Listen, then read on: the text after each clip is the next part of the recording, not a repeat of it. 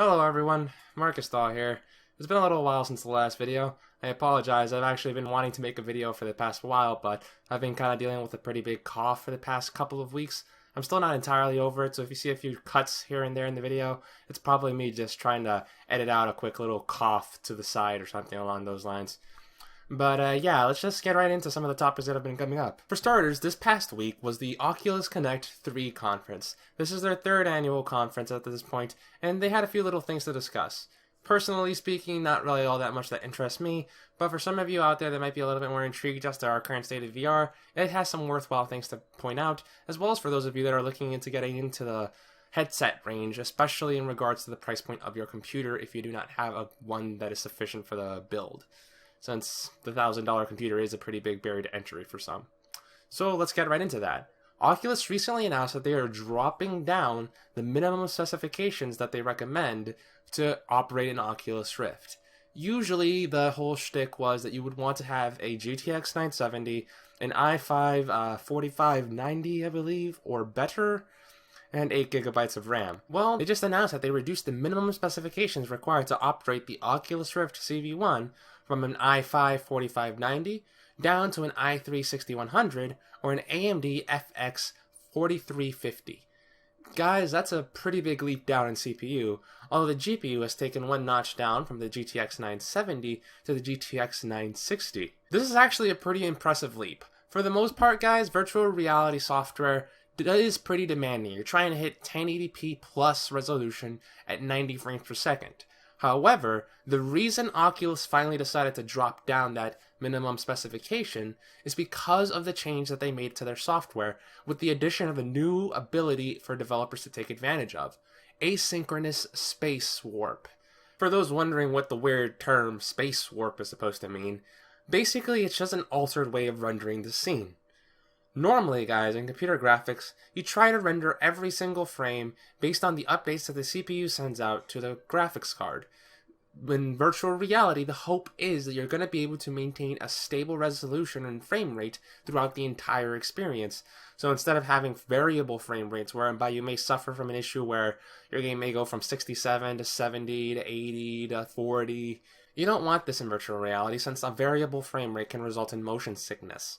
So the hope is that you have a computer that is capable of running most of the software that is being developed for it at 90 frames per second or better. So in order to help facilitate this, Oculus previously had a bit of software called asynchronous time warp, whereby they would use the high-end rotational information that comes from the Oculus Rift headset in order to help approximate the changes that would occur in an alternate or lost frame whenever there was a frame drop away from the 90 frames per second VSync target. So as an example, if you were running the game at a nice stable 90 frames per second, but then a big explosion happens and your frame rate momentarily dips to 85 or 86 frames per second or something slightly lower like that, what the headset would do during those intermediate frames where it couldn't perfectly get that 90 is take advantage of the really high frame rate accelerometer and gyroscopic data inside of the headset and use that to try to figure out what kind of a change should have happened in order to help smooth things out.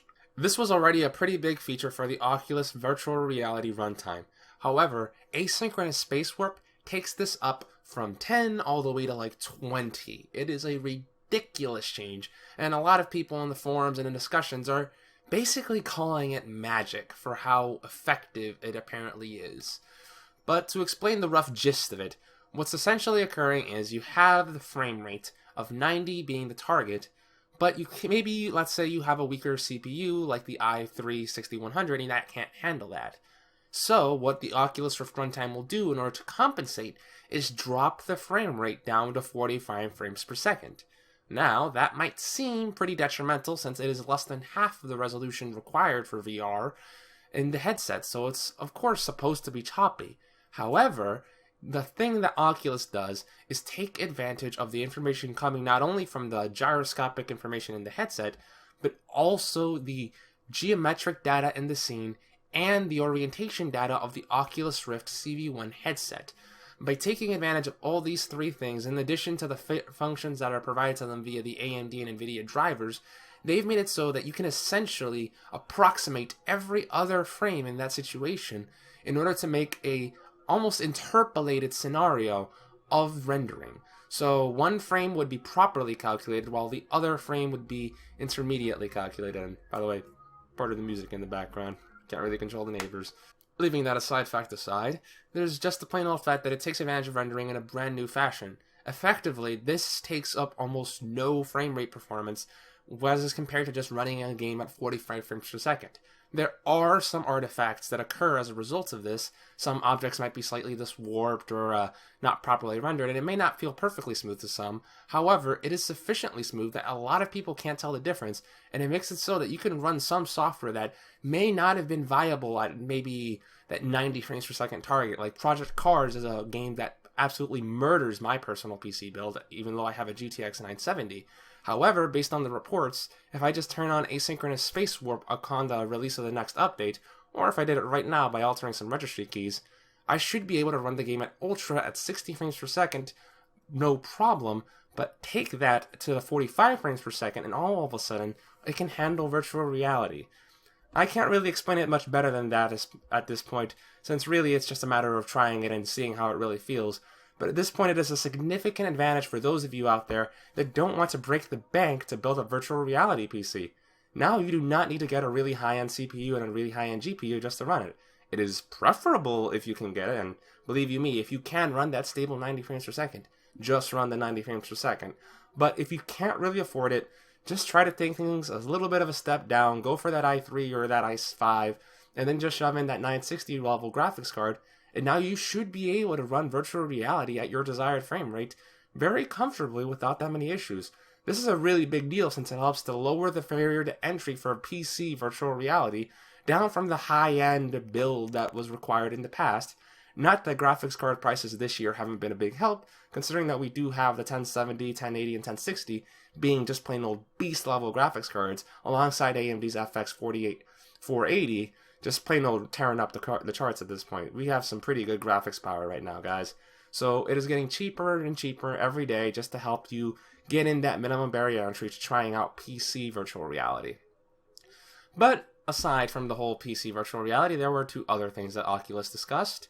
For starters, they decided to go into the whole matter of untethered virtual reality.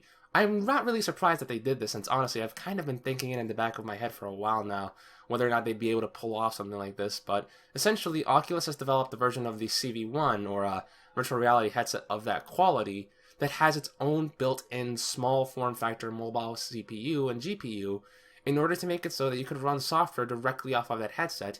In addition, it also has cameras on the headset itself in a manner somewhat reminiscent to the Vive, except in this case it doesn't need external lighthouses in order to possibly see the environment. So it is a form of inside-out tracking, whereby the device itself tracks the outside world and uses that to figure out its own orientation.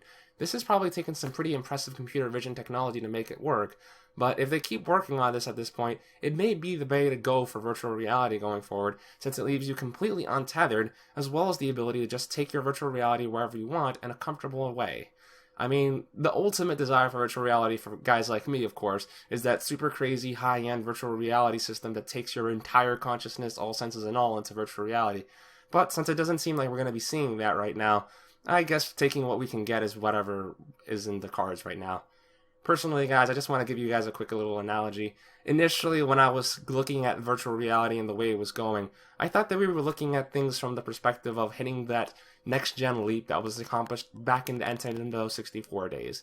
If you've been following the console cycles from, let's say, the very beginning, with the Magnavox Odyssey and all those dedicated hardware consoles, such as Pac-Man machines, Tetris machines, well, maybe not Tetris, I think that was a little bit later. But, you know, those old school game machines that were dedicated basically to like one game or having a few dots on the screen moving. That would be Generation 1, with Generation 2 being the Atari age with the Atari 2600, the Intellivision, and those kind of platforms. Then you hit NES level, where you have the Nintendo Entertainment System and the Sega Master System. Go over to Generation 4, and now we're dealing with stuff like the Super Nintendo and the Sega Genesis. But now, all of a sudden, I thought that virtual reality was at the point where we're going to hit this Super Nintendo to Nintendo 64 level jump, whereby you went from primarily 2D graphics in your games all the way into 3D graphics. I don't think there's been a generation of gamers ever, aside from those, that have had the pleasure of seeing their experience just take a basic quantum leap in terms of how it was being executed. Video games were never the same. People could actually make claims like, you have never played games like this before. And if you hadn't played on an arcade or another 3D system like a PlayStation 2 or like a PlayStation or a PC or some other high-end mechanism, if you were jumping from one old console to a new one, this was a quantum leap. This could be said, you have never played it before. And I thought that would be what virtual reality was at this point in time. So in a way, for a second there, I thought we were going from, oh, the 90s VR with the Virtual Boy and all that. That would probably just be compared to like the NES or the Super Nintendo level. And now we were just about to hit the N64. Personally speaking, guys, just based on observation, it's probably not a good thing to be comparing the two mediums, since they really are two separate mediums, like in this manner. But I guess I just kind of want to get an analogy out there. But I'd say that we're not entering Nintendo or virtual realities N64, PlayStation Generation 5 era. Guys, we are in Generation 1. If I had to compare the Oculus Rift to something favorably at all, it'd be at best an NES or an Atari. At worst, our current stage of virtual reality should be compared to the Magnavox Odyssey. Basically saying, guys, that we are not even beginning to touch at all what the future of this medium is going to propose. And really, that is maybe a good thing in another angle, because it's kind of true. Virtual reality has so many facets to it, far beyond what we're doing right now. The technology that we're using isn't necessarily the exact kind of stuff that we're going to be using in the future, and I am almost 100% certain that the virtual reality of the future is not going to be based 100% on motion controls. That's going to be left to stuff like AR, which you're probably going to know a little bit more of once you watch the new Sword Art Online movie, Ordinal Scale, that's coming out later this year in Japan, I do believe, and maybe early next year in America. Not too sure on the time frames, I gotta double check that. But yeah, guys, virtual reality is just getting started, but I'm kind of liking the steps that Oculus has taken here. They've had a lot of bad press as of late, especially with their PR. I mean, between the whole situation where they were trying to stop people from using Oculus games on the HTC Vive, their PR situation with Palmer Luckey just being an Oculus Trump supporter or a white supremacist or something like that. I don't really care about the politics. But yeah, let's just say Oculus has been in a bit of a bad run as of late, but I'd say this has been pretty positive news for virtual reality as a whole. I kind of wish we could have gotten an idea of what kind of sales numbers are looking like, but I have a feeling they're probably not the biggest things in the world. But it's to be expected. If this really is the Magnavox Odyssey days, we are not even close to seeing that best that virtual reality has to offer, and this is really just the beginning. On that note of this just being the beginning, we had the pleasure of having Michael Abrash show up during one of the Oculus presentations in order to discuss his thoughts on what the future of virtual reality using headsets like what we have right now is looking like in the near term, specifically within 5 years. I'm going to try to recall this off of my head since I can't really load it up too much on my PC right now, and I don't really feel like doing too much extra work right now since I'm barely managing to record this video as it is with this cough. But yeah, he discussed his ideas of what virtual reality would realistically look like within the next 5 years as compared to now. So I figured I'd share that with you guys and really go over some of my thoughts on the matter, because on one end it's a really big improvement, but on the other end it might seem a little bit disappointing. But again, Magnavox Odyssey days. Next generation leap of 5 years, being an Atari, I guess I'll just give him the benefit of the doubt. But yeah, essentially he specified the following. Right now, our current displays on a per eye basis are 1080 by 1200 in resolution. In another 5 years, he expects that resolution to go up to 4000 by 4000 in resolution. That's not one 4K display, guys. That is basically almost 8K in terms of display resolution when you span it across 2 eyes. Because if you take that 4000, that's essentially the 3820 of normal, or 3840 of normal 4K. Now do that twice, yeah, that's a pretty big leap in resolution. An effective quadrupling of resolution, if not just plain old 16-tupling of it over the course of resolution. However, another big change that's going to occur based on his predictions is that our FOV is going to go from the current 90 to 100 degrees to about 140 degrees of field of view. Along with that increase, we're going to be seeing a slightly less beneficial use of that pixelage, because if we kept it at the exact same field of view, we would actually have sharper displays, but based on these numbers, And within the next 5 years, the current headsets, which are 15 pixels per degree, will be going up against headsets with 30 pixels per degree. It may not seem like a big change as the quadrupling in resolution would imply, but we have to consider that we are trying to take that same pixelage and spreading it out across a wider field of view of displays.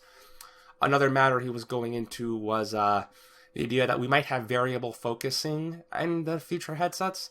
For those of you that don't know what it means, the current headsets, while they're somewhat good for a lot of things, one of the issues that they have is that their focus is at one point. You can't really change the focus as you would by taking advantage of the changing in lenses now you might have with current cameras or with our known natural eyes. Yeah, guys, if you ever had tried focusing using your eyes or using a camera, you can tell that there's a bit of a depth of field effect that goes on. Well, with the current headsets, you don't get that because everything is focused at the same point. Based on what his talk said, it's about 2 meters ahead of you in vision, which seems somewhat reasonable based on what I've observed, since I find that that's roughly the range where things feel the most in-depth and comfortable for me within virtual reality. So it should be pretty interesting to see what this variable focus technology is, since it's probably going to require a different technology for the displays overall compared to what we have. Instead of using something along the lines of a conventional display, we might have something like a light field display, where different fields of light, or a micro lens display arrangement where different lenses are laid out over top of a display and they alter the way each pixel is represented. It's going to be a pretty interesting thing to see, and I'm really curious as to what they're going to do to accomplish that, since even right now it kind of boggles my mind the kind of work that's going to be required to pull off something like that.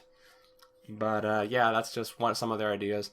In addition, one of the areas that he discussed that particularly interested me was the matter of foveated rendering, as well as taking advantage of eye tracking within virtual reality. He personally said initially that he thought this would be somewhat easier to do, and as with a lot of things that seem easy at first, they can turn out to be far, far more difficult than we ever anticipated. Based on what he was going over, some of the issues that we're having with trying to track this is just based on the way that the eye is in nature, really. Initially, the idea was, let's just shove a small infrared camera or something inside of the headsets, right around where your eyes are going to be, illuminated with a bit of infrared light that you can't see with your eye, and to use that in order to try to observe observe your eye in motion within the headset so we can keep track of it. A few issues. Number one, the eye is very fast. And when I say very fast, I'm talking about maybe several hundred movements or a lot of tiny little movements within a few seconds that make it very difficult to adequately track it using just optical media or optical trackers at a regular speed. So that's one issue. Issue number two, the pupil does not stay still, guys. The pupil can grow, expand, bend, and change in shape depending on what it needs and the scenario presented before it. A very bright scenario, it's going to shrink. Very dark, it's going to open. And this all makes it a little bit more difficult just to keep track of it, since you have to process for every single one of those changes. And the last thing is that even the eye's own shape itself can be altered within the cases within your eyes. I mean, your eyes can stretch, bend, and move around within the space, which makes it all the harder to keep properly track of it. And the thing is, guys, even if this were all we needed to do, there are some projects that kind of pull it off. But the problem is, for virtual reality, and in particular foveated rendering, which, guys, for those of you that don't know, the fovea is the part of your vision that is the most accurate. For the most part, your vision is god-awful SD trash outside of your fovea. So if you go in that fovea range and only focus on that, that essentially means you can have a tiny little part of the screen that you render at maximum resolution. If you had a 16K display and you think it's like, oh god, how am I supposed to render this? Well, it might not be that bad if all you're doing is rendering like 2% of the display at 16K, while the entire rest of it is basically just 480p upscaled or 1080p upscaled with some blurring. If that's all you have to do, all of a sudden you're taking the demands of one higher resolution and just sinking it right on down to something far more manageable. If we could do this with a conventional display, can you imagine the kind of performances we'd get? Right now, our own graphics cards struggle to run things at 4K, but if you reduce things by the full potential of foveated rendering, which could potentially be up to 10 times, guys, A 10 times reduction all of a sudden means that running a 4K game is about as stressful as running maybe a 720p game. That's insane. So as you can imagine, this is almost unavoidable if we want to accomplish the highest end virtual reality that we can get, regardless of whatever technology we do. Whether or not we want to use eye tracking or directly hacking into the optic nerves of our brain, we're still going to have to take into account that change in resolution or that advantageous resolution necessity that we would get out of the situation. So hopefully they'll figure something out. He says he's pretty optimistic that they'll figure it out. But at the same time, he did also say that he would not be surprised if that is one of the things that he gets wrong in this whole 5-year prediction that he made. But he has been pretty accurate in his last one, so let's hope that he's pretty accurate with this one. Especially since he has the whole insider knowledge, billions of dollars, knows everybody kind of thing going on his back. Well, guys, I suppose that just about covers it. They did announce that the Oculus Touch controllers are about to release on December 6th, and that if you want the best tracking you can possibly get with that, you're going to want to buy an additional 2 sensors or 1 sensor. I'm not sure if they mentioned whether or not the Oculus Touch controllers themselves come with another one. But essentially, if you want to buy an Oculus Rift and the Touch controllers, it'll be somewhat comparable in price to the HTC Vive, about $800, unless you count the PC, at which point it might be cheaper, since I don't know if Steam VR currently has any of these functions built in, because Oculus has been saying that they wanted some in-depth knowledge on the headset so they can put in some of this stuff, and I'm not too sure whether or not Vive's going to be able to pull that off with its more open nature, as well as with Google, but we'll see about that in the future. I really do hope that this spreads out, since getting that minimum bar entry for PCs is just another great thing that can help out, and for me personally, the more power I can put towards rendering good graphics instead of trying to render the base graphics or the most essential bits of their image, the better. But yeah, that's just some of my thoughts on the matter. Other than that, they did announce some games, but I personally didn't really pay much attention to those, since I'm not really that into looking at the gaming industry from the VR perspective at this point, since, quite frankly, I'm kind of hoping for more non-gaming applications for virtual reality. I mean, I like gaming, guys. It's one of my main hobbies, but I just don't have enough time to do it nowadays.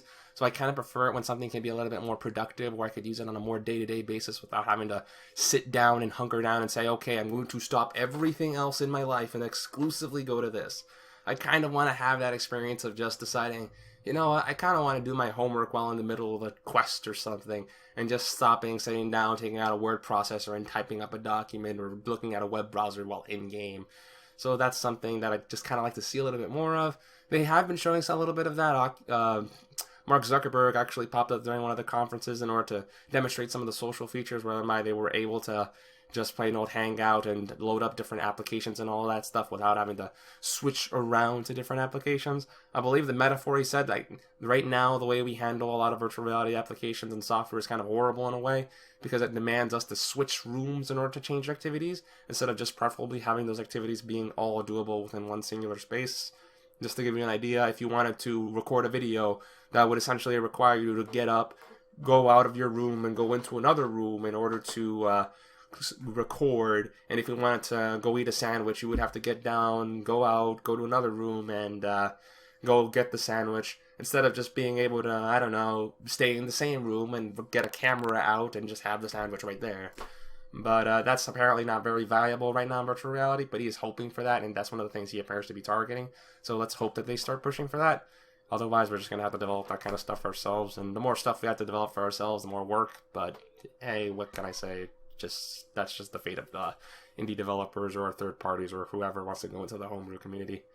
Well, guys, that just about covers most of what I wanted to discuss. I would go on longer, but at this point I think I'm starting to strain my throat a little bit too much. There are a few topics I'd like to discuss in some other videos coming up next. Just to give you guys a little idea, I'm looking at lucid dreaming and answering a few of the other questions that a lot of people tend to ask frequently, so yeah, I expect to see stuff like discussing the whole lucid dreaming concept and whether or not that works out for virtual reality, going over the reasons why people seem to be focusing so much on motion controls for virtual reality right now, as well as discussing some of the particulars on my virtual reality rig, since quite a few of you tend to be confused about how I'm supposed to be able to move within the rig if I'm bound up by the system. It's actually a pretty interesting mechanism, and it's really just an explanation of the reason why my rig is different from traditional rigs, since I want to focus more on the internal activity that's going on within your body instead of the external byproducts of that activity. But I guess that'll be a matter to discuss into further depth within the video. Thank you very much for watching this video, everybody. This has been Markystal, logging out.